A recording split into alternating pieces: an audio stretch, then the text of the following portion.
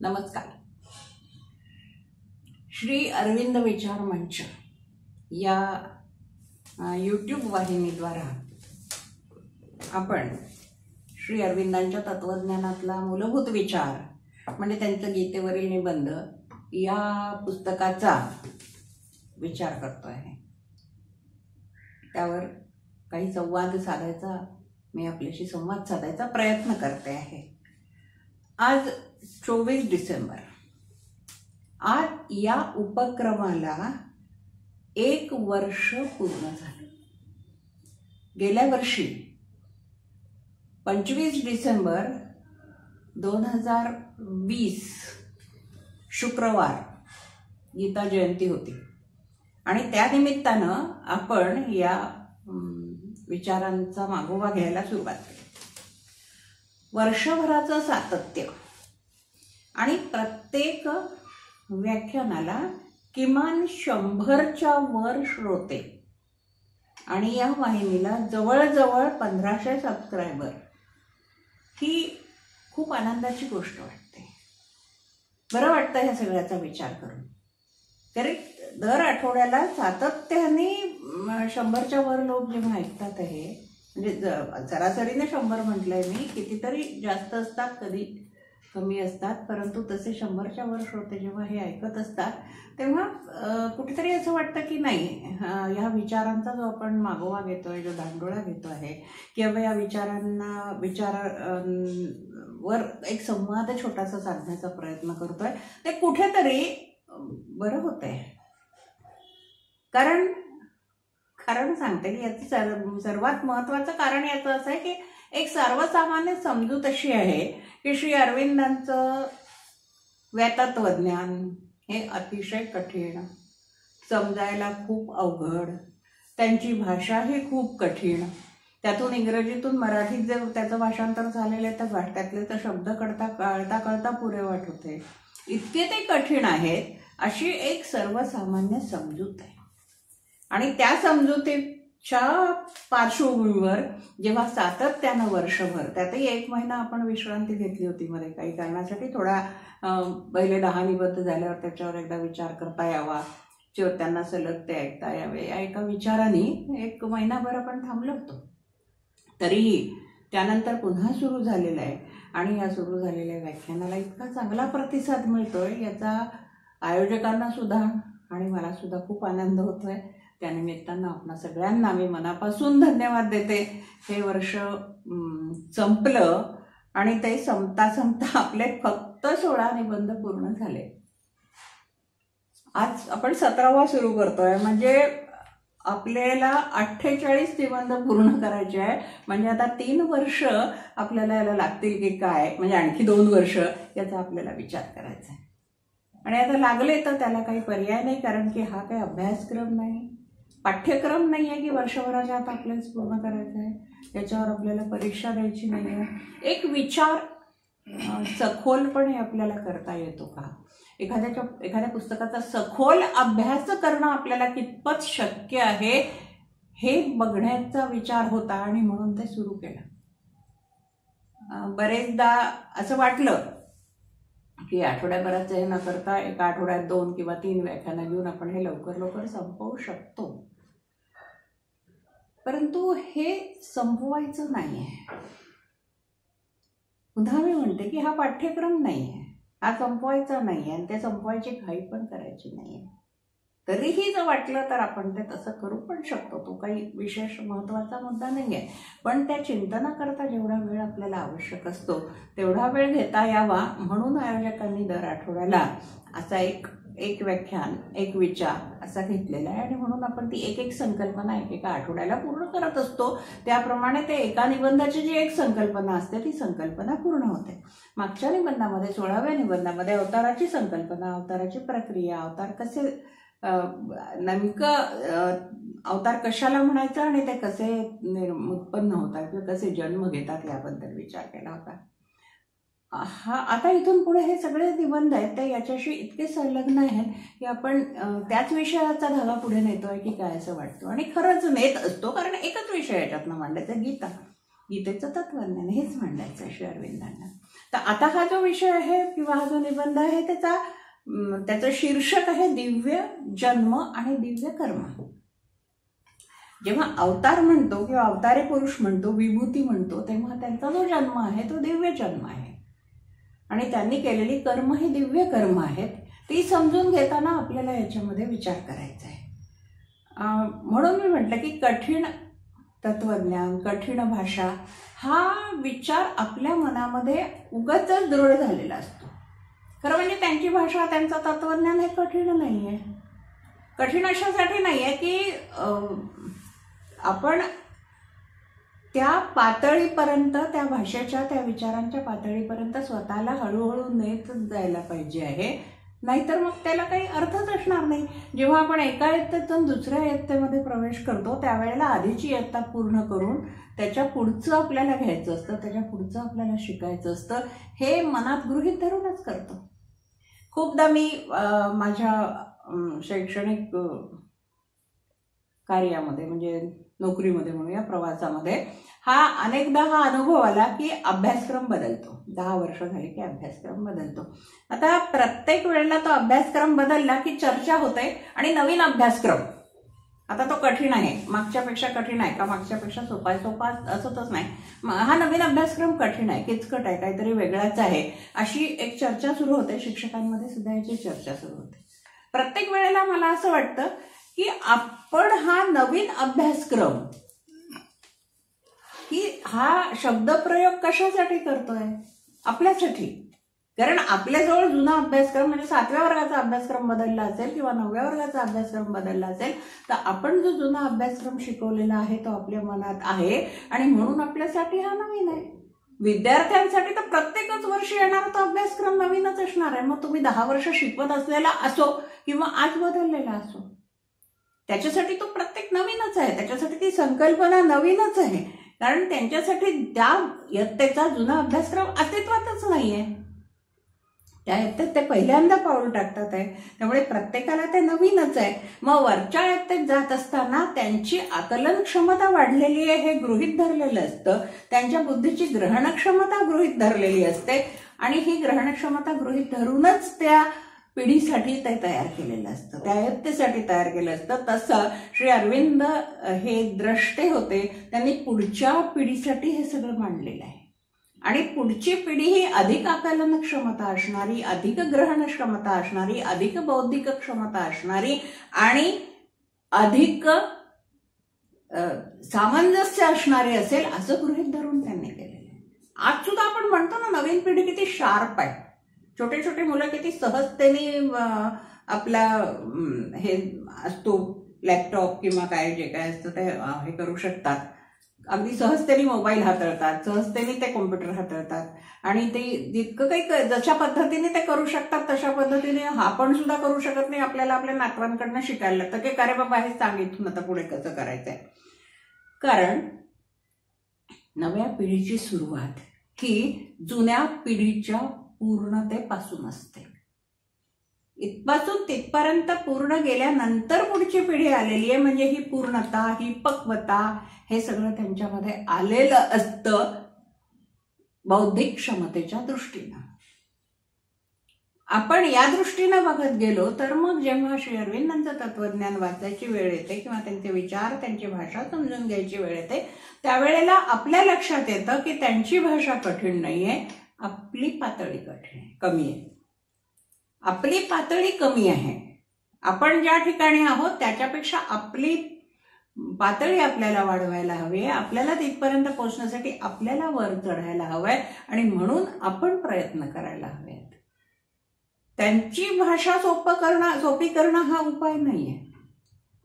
त्यांचं तत्वज्ञान आणखी सुलभ भाषेमध्ये मांडणं हा उपाय नाहीये. उपाय हा आहे की ज्यांना त्यांचं तत्वज्ञान समजून घ्यायचंय त्यांनी आपली क्षमता वाढवायला हवी आहे. कारण ज्याला वर चढायचं असतं त्याला स्वतःची शारीरिक क्षमता चढण्याची क्षमता वाढवावी लागते. शिखर खाली नाही येत ना कधी. जर शिखरापर्यंत मला जायचं असेल आणि मला थोडं चालल्यानंतर दम लागत असेल तर तो दम लागू नये याच्यासाठी मला प्रयत्न करायचा. शिखर कसं खाली येईल? आणि जर ते एका झेपेमध्ये पार करायचं असेल तर त्याच्यासाठी हेलिकॉप्टरने जावं लागेल. मग त्या जाण्याला प्रवास नाही म्हणत, त्याला नुसतं पोहोचणं म्हणतात.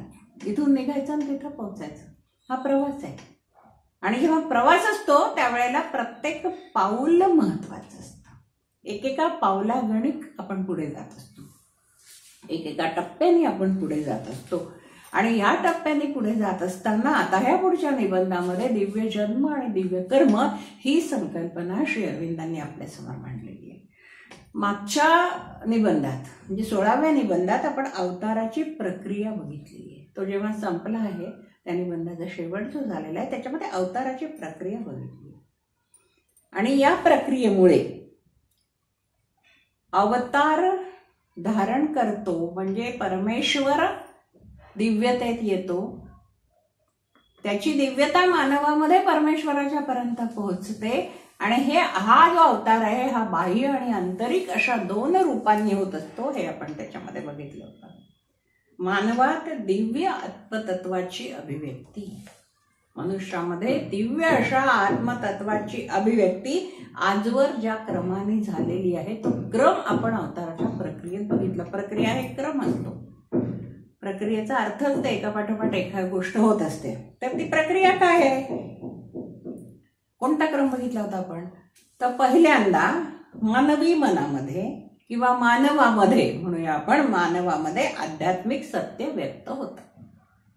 मानवामध्ये आध्यात्मिक सत्य व्यक्त होतं. आध्यात्मिक सत्य काय आहे की आपण त्या आपल्यामध्ये ईश्वराचा अंश आहे. म्हणजे आपण त्या ईश्वराचेच अंश आहोत. आपण ईश्वरच आहोत. ईश्वर रूप आहे आपल्यामध्ये. भगवत शक्ती, भागवत शक्ती असं म्हटलेलं आहे श्री अरविंदांनी. त्याला भागवत सत्ता असं म्हटलेलं आहे. सद्वस्तू म्हटलेलं आहे. आत्मतत्व म्हटलेलं आहे. वेगळे वेगळे शब्द वापरलेले आहे.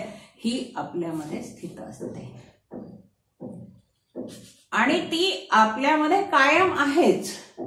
फक्त तिच्यामध्ये आणि आपल्या बाह्य स्वरूपामध्ये, बाह्य आचरणामध्ये, बाह्य आत्मतत्वामध्ये जो एक जाड पडदा पडलेला आहे तो असल्यामुळे आपल्याला ती आहे याची हे जाणीव नाहीये. पहिली पायरी असते होते की ती जाणीव होणं, की आपल्यामध्ये आत्मतत्व आहे याची जाणीव होणं. ब्रह्म हे एकच आहे. त्याचं एक चल आणि अचल अशी 2 रूप आहेत. त्यापैकी चल ब्रह्म म्हणजे हा जो व्यवहार आपल्याला जग दिसतोय, तो जगातला दिसतोय तो व्यवहार, आपलं बाह्य रूप हे चल ब्रह्माचं स्वरूप आहे. आणि आत्मतत्व सद्वस्तू हे अचल ब्रह्माचं स्वरूप आहे.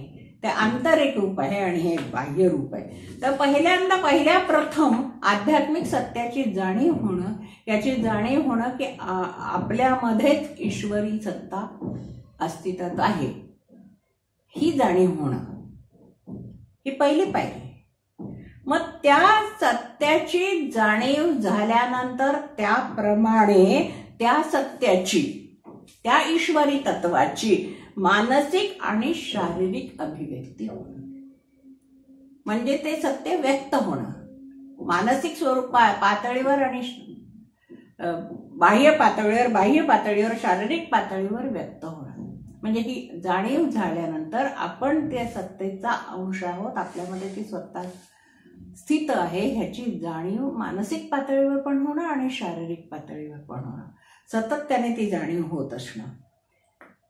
ही असं झालं, ही जाणीव होत राहिली की त्याचा परिणाम असा होतो की त्यातून त्या सत्याची उच्चतर अशी जाणीव पुन्हा निर्माण होते. मग ही उच्चतर जाणीव झाली की पुन्हा त्याची शारीरिक मानसिक पातळीवर अभिव्यक्ती होते. त्याचा परिणाम त्याची उच्चतम जाणीव होते त्या सत्याची, आणि मग शारीरिक आणि मानसिक पातळीवर त्याची उच्चतम अभिव्यक्ती होते. कठीण वाटतंय ना थोडं. आपण असं समजून घेऊ की ही जी सद्वस्तू आहे, जे आत्मतत्व आपल्यामध्ये आहे, त्याच्यामध्ये आणि आपल्यामध्ये एक जाड पडदा आहे. हे आत्मतत्व आतमध्ये आहे. सध्या आपण ते बाहेर कल्पना करू की आपण इथे आहोत आणि आपल्यापासून 5-6 फुटावर ती वस्तू आहे. आपण समजू 6 फुटावर ती वस्तू आहे. आत्मतत्व आहे, ईश्वरीय सत्य आहे, आणि मध्ये खूप जाड पडदा आहे. आपण दूर असल्यामुळे त्या पडद्याच्या मागे ती वस्तू आहे याची आपल्याला जाणीवच नाहीये. मग कोणीतरी जाणीव कुठून तरी कधीतरी आपल्याला जाणीव झाली की नाही, ते पडद्यामागे काहीतरी आहे बरं का, ते आपलंच आहे, आणि ते घ्यायसाठी आपण थोडे पुढे सरकलो तर आपलं आणि त्या पडद्यातलं अंतर कमी होतं.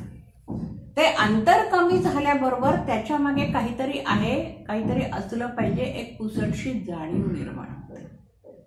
जी जाणीव आधीच्या 4 पावलं मागे असताना नव्हती, 2 फूट मागे असताना नव्हती, तेव्हा काही त्याच्या मागे आहे हेच माहिती वाटत नव्हतं, जाणवत नव्हतं. कोणी म्हटलं असतं तरी त्याच्या मागे काय असणार आहे अशी वृत्ती होती. ती आपण 2 फूट पुढे आल्यानंतर त्याच्यामध्ये काहीतरी त्याच्या मागे असावं, एक अस्पष्ट अशी जाणीव, काहीतरी हालचाल, काहीतरी सूक्ष्म असं की ज्याच्यामुळे आपल्या मनाला वाटेल की नाही आहे बरं का तिथं काहीतरी, अगदीच काही खोटं नाही आहे तिथं असणं. हे झालं की मग ते आहे हे लक्षात आल्याबरोबर आपण आणखी फुर्तीने, आणखी तत्परतेने, आणखी पटकन 2 फूट जातो. म्हणजे आधीचे जे 2 फूट यायला आपल्याला वेळ लागला होता त्यापेक्षा हे 2 फूट चालायला वेळ कमी लागतो, कारण ते आहे याची जाणीव झालेली. आधी आपल्याला आहे हेच माहित नसतं, त्याच्यामुळे काय जायचंय तिथे, काय काय असणार आहे, उगाचच कशाला, इथपासून आपली सुरुवात असते. आणि ठीक आहे जाऊ दे आता म्हणतात होते सगळे तर जाऊन पाहू म्हणून पाय ओढत गेल्यासारखं आपण तिथपर्यंत गेलो, आणि जेव्हा ती जाणीव झाली की नाही तिथे काहीतरी आहे तर मग ते पाय पटपट पावलं पडते. म्हणजे पण त्याच्यापेक्षा जरा जास्त तुलनात्मक दृष्टीने थोडा जास्ती याने जाऊ, आणि 2 फुटावर म्हणजे 4 फूट अंतर पार करून गेल्यानंतर जेव्हा त्या वस्तूपासून 2च फुटावर राहू तेव्हा त्याची अस्पष्ट अशी आकृती, अस्पष्ट असं काहीतरी त्याच्यात नक्की आहे हे समजतं. म्हणजे ते सत्य अधिक प्रकर्षाने व्यक्त होतं. उच्चतरचं आता ते उच्चतम झालं की नाही, तिथे आहे, नक्कीच आहे, खात्री पटते. आणि मग ती खात्री पटल्यानंतर ते 2 फूट अंतर आहे ते पार करण्यासाठी आपण धडपडतो. त्यावेळेला आपली शारीरिक आणि मानसिक स्थिती वेगळी असते. पहिल्यांदा 6 फूट लांब असतानाची जी मानसिक शारीरिक स्थिती असते ती 2 फुटावर गेल्यानंतर बदललेली असते, 2 फुटानंतर 4 फुटावर गेल्यावर बदललेली असते, आणि 4 फुटानंतर त्या 6 फुटापर्यंत पोहोचायचं आहे. आपल्याला ते मिळतं आहे आणि ते आपलंच आहे आणि आपल्यासाठीच आहे हे समजलं म्हणून ते पटकन जायसाठी आपण प्रयत्न करतो. जर अडथळे असतील तर पटापटा बाजूला करायचा प्रयत्न करतो. ही जी आपली शारीरिक मानसिक स्थिती होते ही उच्चतम असते, आणि मग ते प्राप्त करण्यासाठी आपण त्याच्यापर्यंत जाऊन पोचतो. हे थोडक्यात झालं, 3 स्टेप्समध्ये मी सांगितलं, पण अशा क्रिया प्रतिक्रिया अनेकदा होत असतात. याच्यानंतर हे झालं, मग त्याच्यापेक्षा ते जवळ वाटलं म्हणून असं करत करत आपण डोंगरावर चढला असाल तर आपल्या लक्षात येईल की ही आपल्याला वाटायला लागतं जसं की ते आलंय जवळ, मग आणखी थोडीशी हिंमत येते. म्हणे नाही बापरे किती चढायचं अजून, नाही बाबा आपल्याच्याने होत, पुन्हा वाटतं नाही आता इतकं आलोय तर चाललंच जाऊ ना, अर्ध्यातनं कुठे परत जाणार. असं करत जेव्हा आपण वर जात असतो त्यावेळेला आपल्या शारीरिक आणि मानसिक स्थितीमध्ये जे बदल होतात ते आठवा. हेच बदल अशाच प्रक्रियेने जे बदल होत असतात, आणि या प्रक्रियांच्या द्वारा क्रिया आणि प्रतिक्रिया. क्रिया काय आहे की आध्यात्मिक सत्य व्यक्त होणं, मग हे वेगळ्या त्याच्यापेक्षा चांगल्या स्थितीत व्यक्त होणं, त्याच्यापेक्षा आणखी चांगल्या स्थितीत, त्याच्यापेक्षा आणखी चांगल्या स्थितीत व्यक्त होणं ही क्रिया, आणि मग त्याच्या अनुषंगाने आपली शारीरिक आणि मानसिक शक्ती, मानसिक क्षमता ही त्यापेक्षा अधिक अधिक अधिक वाढत जाणं ही त्याची प्रतिक्रिया. आणि ह्या प्रक्रिया आणि प्रतिक्रियांची ही चक्राकार भ्रमंती आहे. त्याच्यानंतर ते म्हणजे पुन्हा तेच होत जाणं ही जी चक्राकार भ्रमंती आहे. या चक्राकार भ्रमंतीच्या अंती जो पूर्ण सत्य जाणून घेतलेला, मीच ब्रह्म आहे हे सत्य जाणून घेतलेला, मीच ईश्वर आहे हे सत्य जाणून घेतलेला, म्हणजेच माझ्यातच ईश्वर आहे याची खात्री पटलेला मनुष्य जेव्हा जन्माला येतो तेव्हा त्याचा जन्म हा दिव्य जन्म मानला जाईल. आणि त्याचं मग त्याच्या हातून घडणारी कर्म ही दिव्य कर्म असतात. या क्रिया आणि प्रतिक्रियांना मधल्या काळात किती वेळ लागलेला आहे हे ज्या त्याच्या ह्याच्यावर अवलंबून असतं. जो तो आपल्या किती क्षमतेने प्रयत्न करत असतो त्याच्यावर अवलंबून असतं. आणि या क्रिया प्रतिक्रियांमध्ये जातो आणि तो जो शेवटला अंतिम सत्य पूर्ण रूपेनं माझ्यातच ईश्वर आहे, मीच ईश्वर मनुष्याच्या रूपामध्ये येतो आहे हे जेव्हा लक्षात येतं, हे हा जो जन्म जो असतो तो जन्म म्हणजे अवतार असतो. या अवताराच्या जन्माला बाह्य आणि अंतर्गत अशी दोन कारणं असतात, हेही आपण आधी बघितलं असतं. या जन्माचं कारण काय आहे अवताराचं, त्याचे दोन अर्थ आहेत, त्याचे दोन आकार आहेत. ज्या कार्यासाठी तो जन्म घेतला गेला आहे त्याही कार्याचं आंतरिक आणि बाह्य असं रूप असतं. एक आंतरिक रूप असतं त्या कार्याचं आणि बाह्य रूप त्या कार्याचं असतं. म्हणजे ईश्वर जेव्हा अवतार घेतो, जेव्हा दिव्य जन्म होतो, दिव्य मानवाच्या रूपाने ईश्वर जन्म घेतो, दिव्य म्हणून तो तिथे येतो, दिव्य जन्म पृथ्वीवर होतो, त्यावेळेला ज्या कार्यासाठी जन्म घेतला आहे त्या कार्याचं सुद्धा आंतरिक रूप आणि बाह्य रूप अशी दोन रूप असतात. त्या व्यक्तिमत्वाची सुद्धा आंतरिक आणि बाह्य अशी दोन रूप असतात. ईश्वरी शक्ती हे बाह्य रूप आहे. दिव्य जन्माचं बाह्य रूप काय आहे? ईश्वरी शक्ती आहे. ईश्वरी शक्ती ही त्याची शक्ती त्याच्या बाह्य शारीरिक स्वरूपामध्ये सामावलेली असते. विशिष्ट हेतू दे ते अधिकार गाजवत असतो. ईश्वरी शक्तीच्या रूपाने येतो आणि तो दिव्य जीव, तो दिव्य मानव किंवा तो अवतार या व्यावहारिक जगावर अधिकार गाजवतो. अधिकार गाजवण्याचा उद्देश काय असतो? बाह्य व्यवहार धर्म सुरक्षित ठेवणं, त्या बाह्य रूपांना काळानुसार त्या धर्माला योग्य आकार देणं हा बाह्य रूपाचा हेतू असतो. ईश्वराच्या बाह्य रूपाचा हेतू रामाचं बाह्य रूपाने जन्म घेणं, हे रावणाचं निर्दालन करणं, त्यांनी नष्ट केलेला धर्म पुन्हा एकदा नव्यानं उभा करणं हा होता. हा बाह्य रूपाचं कारण होतं. ती सत्ता आहे, तो त्याच्यावर सत्ता गाजवतो, एका अधिकाराने सत्ता गाजवतो. पण ही सत्ता ही ईश्वरी रूपानं किंवा अवतारानं गाजवलेली सत्ता आणि मानवांनी गाजवलेली सत्ता याच्यामध्ये फरक आहे. श्रीरामांचं राज्य असणं आणि बाकी रावणाचं राज्य असणं याच्यातला जो फरक आहे तो फरक आहे. ही ईश्वरी जी सत्ता आहे ती ईश्वरी सत्ता कुठल्याही प्रकारे स्वतःच्या स्वार्थासाठी नसते.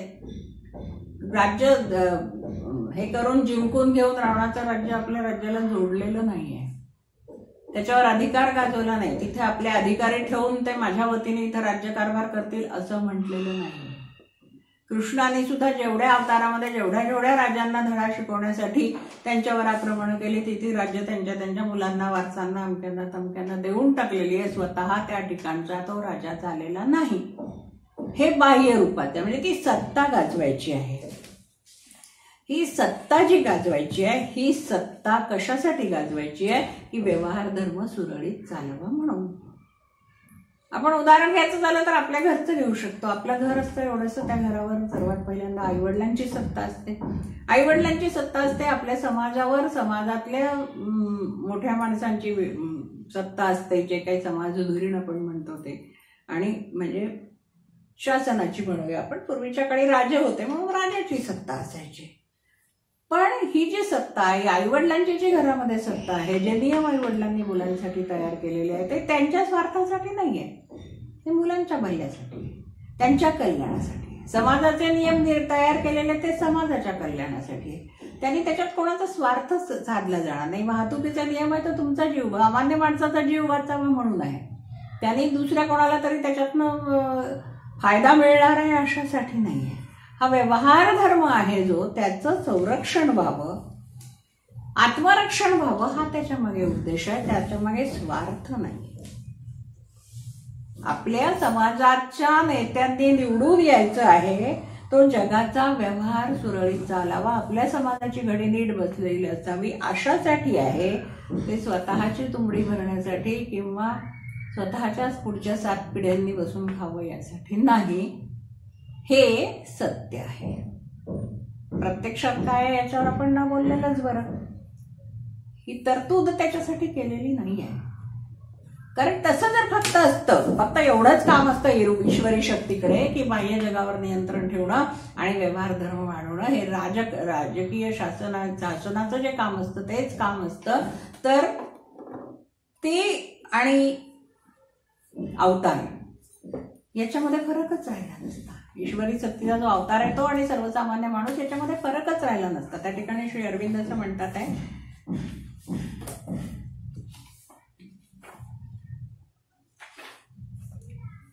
या निबंधाच्या पहिल्याच पानात शेवटल्या ओळी आहेत.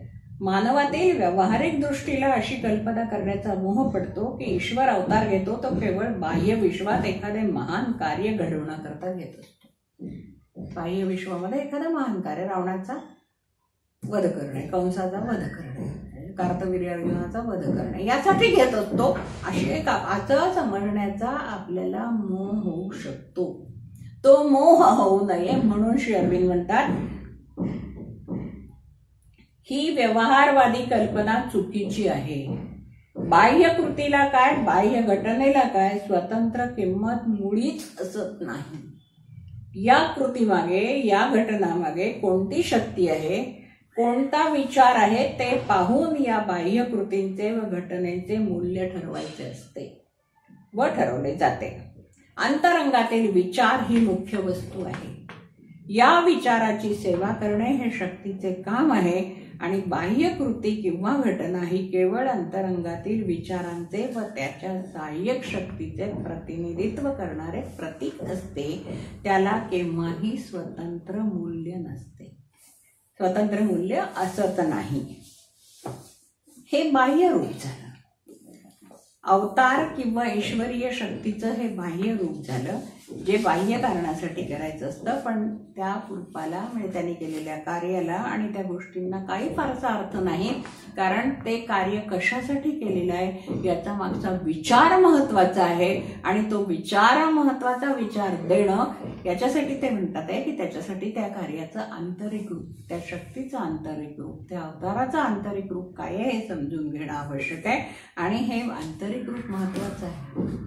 मागच्या वेळेला आपण बोललो होतो, हे आंतरिक रूप अशासाठी आहे, याचा अंतर्गत उद्देश अशासाठी आहे की मानवाला उन्नत करून ईश्वराभिमुख करणं आणि ईश्वरापर्यंत पोहोचवणं, त्याच्यातल्या त्या ईश्वरीय शक्तीची त्याला जाणीव करून देणं, त्याच्यातला ईश्वर त्याला त्याच्यापर्यंत, म्हणजे हा प्रवास बाह्य प्रवासच नाही आहे, हा आंतरिक प्रवास आहे. कारण ईश्वर आपल्या अंतरंगामध्ये आहे. जो जाड पडदा आहे तो मध्ये आहे, तो आपल्या व्यावहारिक मनात आणि त्या ईश्वरामध्ये पडलेला आहे. हे व्यावहारिक मन मुरडून आतमध्ये जेव्हा जाईल, उलटून आत चालायला लागेल, या जगाकडे, जगाच्या बाह्य व्यवहाराच्या व्यतिरिक्त जेव्हा आतले स्वतःचे अंतर्गत व्यवहार पाहायला लागेल, तेव्हा तो ईश्वरापर्यंत पोहोचेल.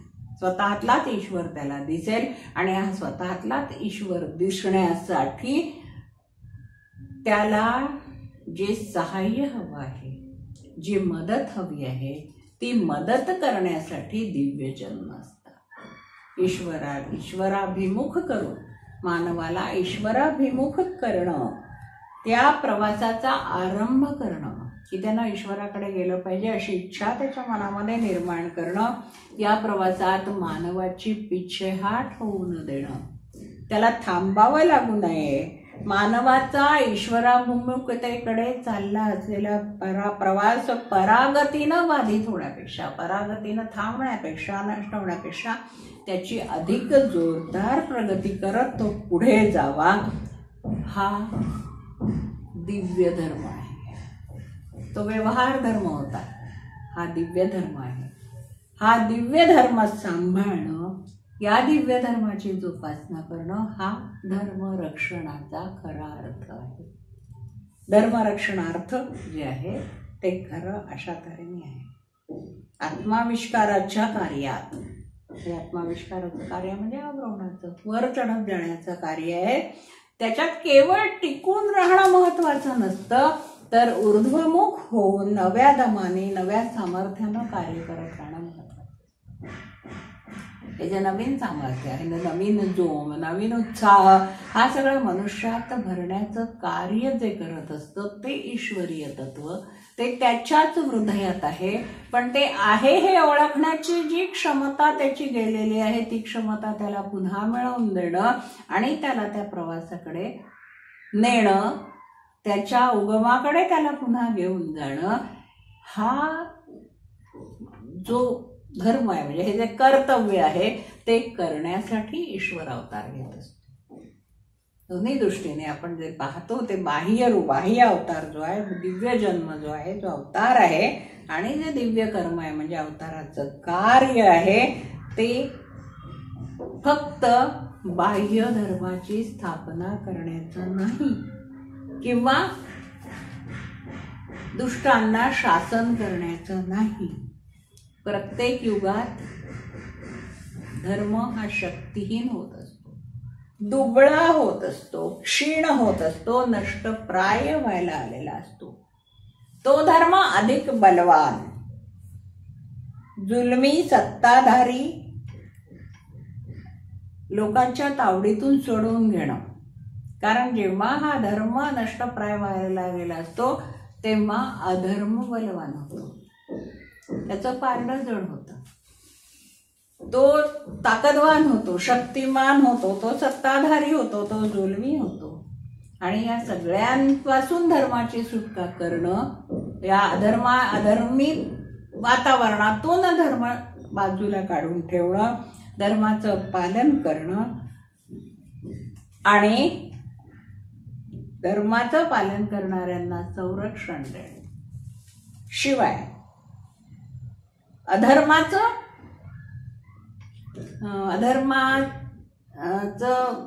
जे आपण म्हणू अधर्माची पाठराखण करणं, अधर्माला सहाय्य करणं, असं करणाऱ्यांना नष्ट करणं, त्यांना शिक्षा देणं, त्यांना सजा देणं, हे काम अवताराचं आहे, दिव्य जन्माचं आहे. मग एवढंच फक्त आहे का? आपल्या दृष्टीने एवढंच आहे. म्हणून आपण परित्राणाय साधूनां विनाशाय च दुष्कृतां धर्म संस्थापनार्थाय संभवामी युगे युगे, हा गीतेतला 4थ्या अध्यायातला 8वा श्लोक अगदी आपल्या डोक्यामध्ये पक्का बसलेला आहे. विनोबाजींनी त्यांचं मराठीमध्ये राखावया जगी संता दुष्टा दूर करावया, राखावया जगी संता दुष्टा दूर करावया, स्थापावया पुन्हा धर्म जन्म तुम्ही युगे युगे. हे कारण सांगते. हे कारण बाह्य कारण आहे, अर्थातच फक्त बाह्य कारण आहे. दिव्य जन्मासाठी तात्पुरतं होणारं हे कारण आहे, हे बाह्य कारण आहे, हे व्यावहारिक कारण आहे, हे सामाजिक, नैतिक, राजकीय असं कारण आहे. आणि तेवढं एकच कारण आहे असं पौराणिक कथांमधून वारंवार समाज मनावर बिंबवलं गेलेलं आहे. पण तसं नाही. तसं नाही तर मग कसं आहे? मग नेमकं धर्म या शब्दाचा अर्थ काय आहे, त्याची व्याख्या काय, निर्माण कशात निहित आहे हे आपल्याला पाहावं लागेल. आणि मग अवतारांचं हे जर कार्य नाहीये तर दुसरं कुठलं कार्य आहे आणि कोणत्या पद्धतीने हे अवताराचं कार्य ह्या दिव्य जन्म करत असतो, म्हणजे दिव्य कर्म कोणतं आहे हे समजून घेण्यासाठी